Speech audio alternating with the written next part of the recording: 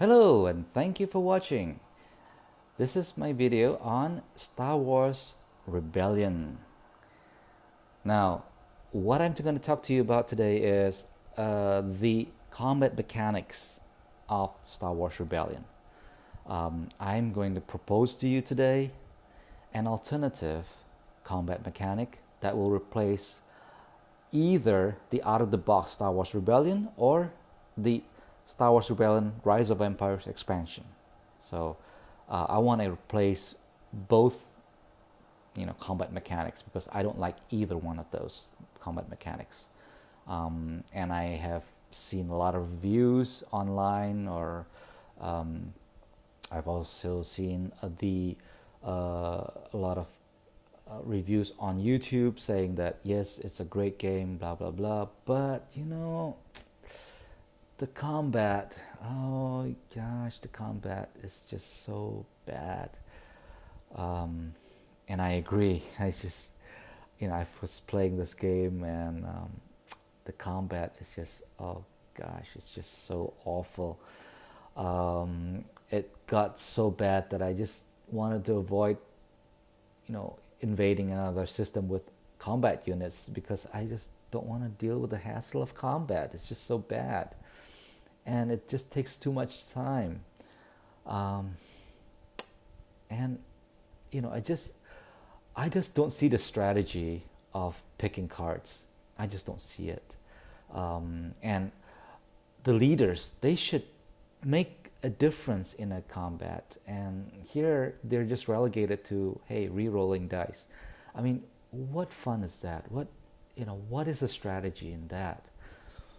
In Star Wars, leaders are everything. You can it's a resource management of leaders. Basically, this whole entire game is just picking and choosing. Do you want to use this leader to fulfill this mission, or if you want to use this leader to move your fleet somewhere, or if you want to keep it in reserve in case he has a mission that he wants to do, but you don't want him to succeed, so you want to use the leader that you have in your pool to block his move, right?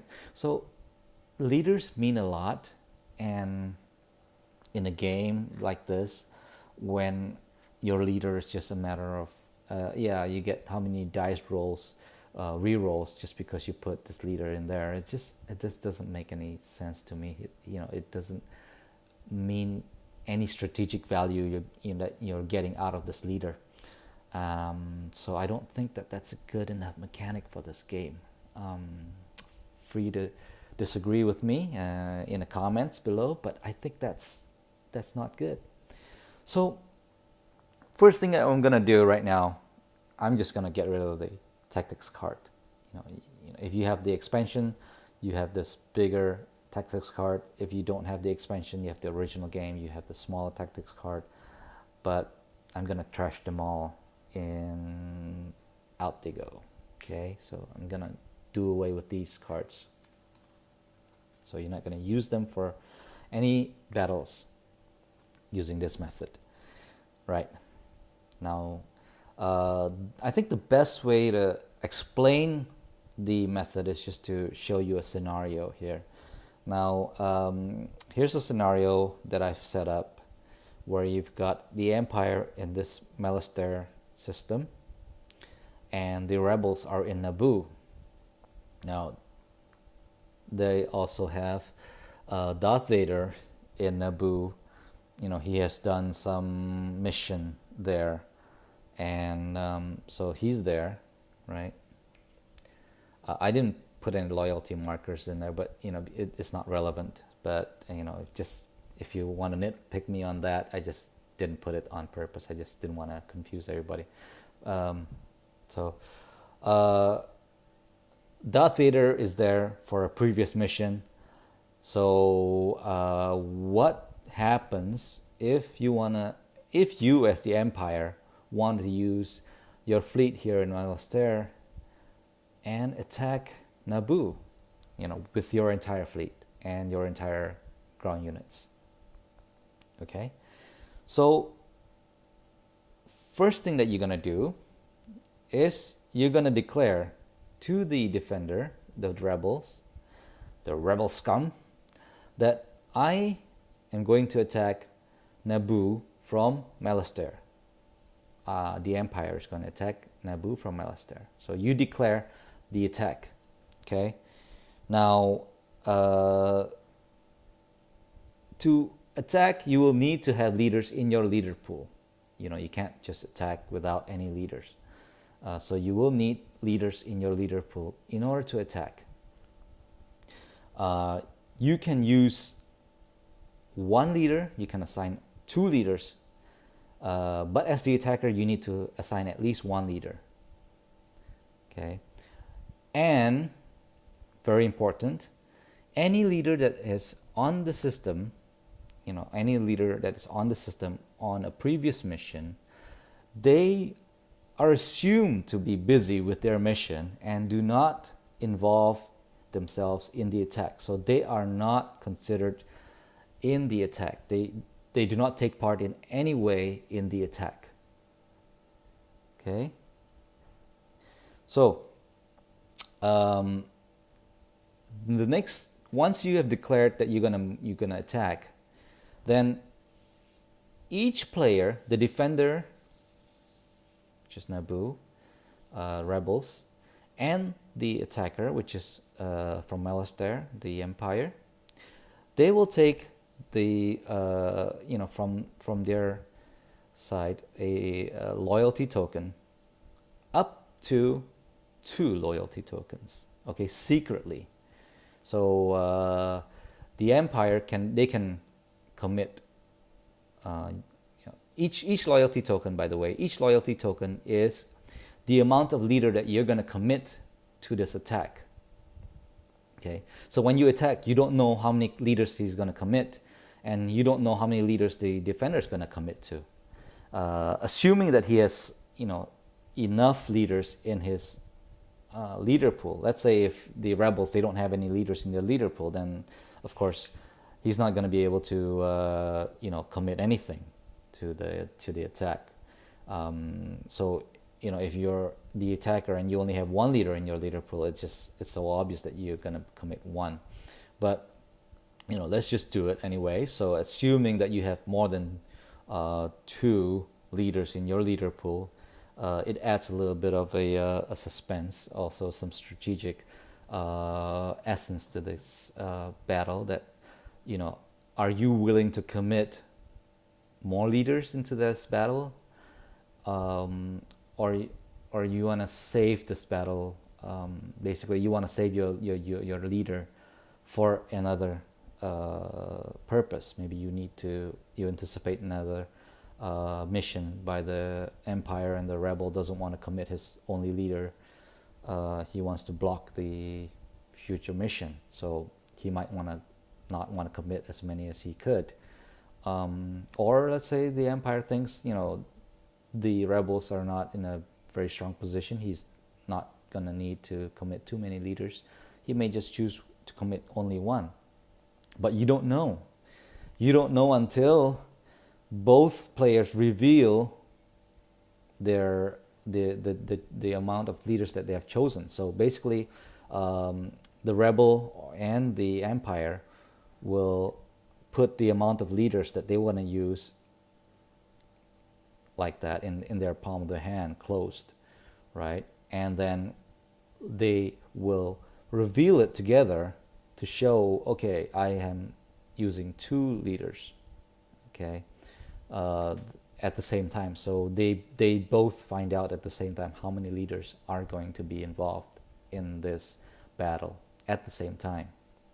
Okay, now let's just assume that for our illustration here that the rebels choose to use 2 leaders and the Empire chooses to use 2 leaders as well.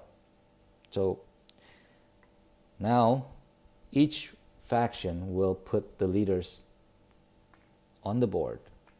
Okay, they're free to choose whoever they want from their leader pool. Remember, it must be on the leader pool. It can't be a leader that's already assigned to a mission.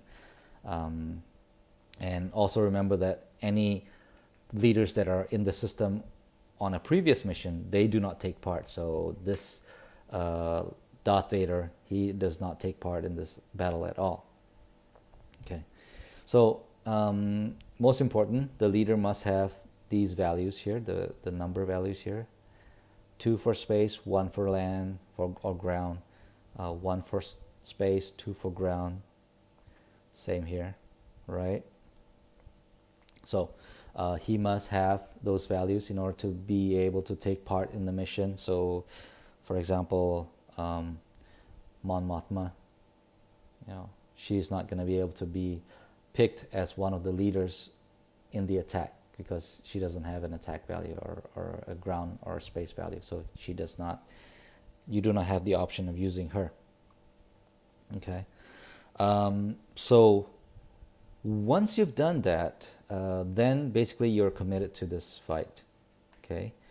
Let me explain the dice. Now, I'm going to be using the dice slightly differently from what you would normally use it, but change is good. So this symbol, of course, is the hit symbol. It means that you hit somebody, a 1 unit. You've done 1 damage for the same color, right?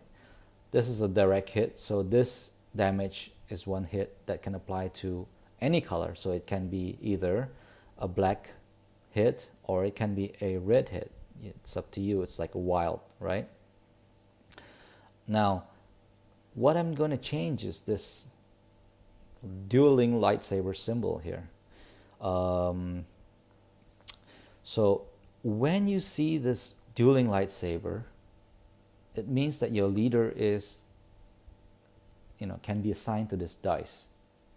Okay, so for example, okay, when you're attacking and you roll this, exactly this, okay. So basically, you've got. Let me do that. Okay, let's say you got this result. Okay, you roll the dice. You've got 3 dueling lightsabers, and you are the attacker. You're the Empire. So these 3, you can assign each dice to 1 leader, meaning that this leader is the hit point for this dice. So in this case, you've got Grand Moff Tarkin, right? And let's say we are doing a space battle. So he has 2 value for space battles. So this hit, if you assign him to Grand Moff Tarkin and it's a space battle, you will actually get 2 hits. Now, the 2 hits can only be applied to 1 unit. So you cannot say, okay, I've got 2 hits here, I'm going to assign them to 2 X-Wings. No, 2 X-Wings. No, you can't do it. You can assign the 2 hits to 1 X-Wing, or let's say you want to assign the 2 hits to 1 Mon Calamari cruiser. You can do that, but you can't do it to 2 X-Wings. So you can have multiple hits based on the leader that you pair with the dice, but this multiple hit can only be applied to 1 unit and 1 unit only. Okay, so since he's got 3 dueling lightsabers, and he has assigned 2 leaders, he can assign another leader to the dueling lightsaber dice. So on the second dueling lightsaber dice, he's got it assigned to this guy here, General Tag, and he's got, since it's a space battle, he's got only 1. So that means that you've got 1 hit for this dice. Now, since this is a leader ability, since this is a leader, this acts as a wild. So both of these can apply to black or to red. Your choice. It is very similar to a direct hit. Okay, so you can apply this to any color you want. It can be a red or it can be a black. But in this case, this dice assigned to Grand Moff Tarkin is a 2-hit.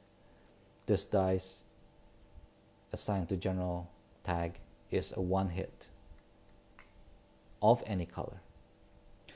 Now you have another lightsaber here that you do not have any leaders to assign this to because you're given a maximum of 2 leaders, right?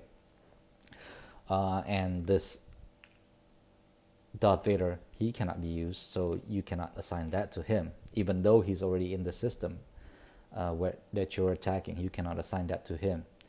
So this becomes just a regular hit, and it's not a direct hit, it's just a regular hit. So this only counts as a red hit. Okay, so let's say if you want to do a black hit instead of a red hit, you can actually assign Grand Moff Tarkin here to this dice here, right? So this lightsaber becomes a black hit. So you do have some flexibility when using this, and it just adds to the strategic aspects of this method of playing. Okay. Now, that's the attacking side. Now, as the defender, okay, assuming that you are the defender and you have exactly the same dice rolls like that, okay, your choice is slightly different in that yes, you can assign the hits according to the value of the leader, okay, but you also have the flexibility of doing a block. So for example, Jen Dodona, he has a choice. He can either do 2 hits or he can block 2 hits on one unit. So he cannot say, oh, okay, I want to block 1 hit from one X-Wing and another hit from another X-Wing. He can't do that. He can only block 2 hits from one unit. So let's say the Mon Calamari, if it's got 3 hits done by the attacker, he can block 2 of those 3 hits, and so the Mon Calamari cruiser only suffers 1 hit. Okay. Now keep in mind that this is not a repair action. So if the Mon Calamari cruiser was already damaged in the prior round, let's say for example it's already got 2 damage previously, right? And then now when the Empire attacks on the second round, it's got another 2 hits. So basically this is gonna die, right? Let me not make it 2 hit, make it 1 hit, right? So now Jan here, he can block up to 2 hits. So if you apply them to this Mon Calamari cruiser here, it is not gonna take away 2 damage, because the 2 damage has already been done on the previous round. So he can only take out a maximum of this 1 damage, which is the damage done in this round, right? Alternatively, you can use General Regan, who has 1 space combat, and he can take away 1 damage. He can block 1 damage, right? Remember again, you do not repair the unit. You can only block a damage that is done in this round, in this current round. So any hits from the attacker in this current round, you can block, but you cannot undo a damage that was done on a prior round. So if you keep that in mind, you think it should be okay. It should be very clear. Why you have this power is because as the defender, you know the terrain, you know you can entrench yourself, you can position your ships behind the moon or in the asteroid belt, I don't know, whatever. But you do have an advantage of being there as a defender. So as a defender, you get to block. You get the option to block if you have a leader. If you don't have a leader, that's it. You got no options. So that's why leaders make a big difference, and choosing the right leader makes a big difference, when using this mechanic. And if you can see that, when you use this mechanic, your leaders really make a difference in your decisions. You want to make basically. You're gonna have to be able, to think about, okay, should I use Darth Vader in a mission because he's got good stats here. He's gonna be very good for my missions. But then again, I'm gonna attack this guy, and he's got a lot of units there, and I might be able to use his powers, his leadership powers here. In my space battle and in my ground battle, I might be able to do that. So, you're gonna have to think a lot harder whether or not to assign this Darth Vader to a mission, or if you want to keep him in your leader pool later on for a space battle.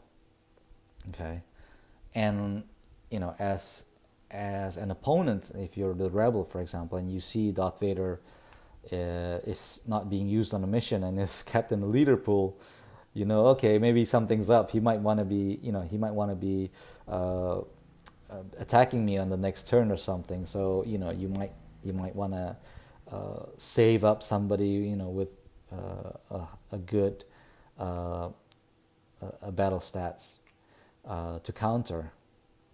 Okay, so it really adds another element of depth and strategy to your combat while not making it overly complicated. That's the key. Do not make it overly complicated. Keep it simple, keep it easy, make it quick and easy to learn, make it quick and easy to execute, and make it very, very enjoyable for the players. Okay, so basically that's it. Once the attacker hits, assigns the hits to the defender can either do the hits or block, if they're using their leaders. And then once all the hits and the blocks are assigned, then if there's any casualties, you take them out of the battle, and you can then decide.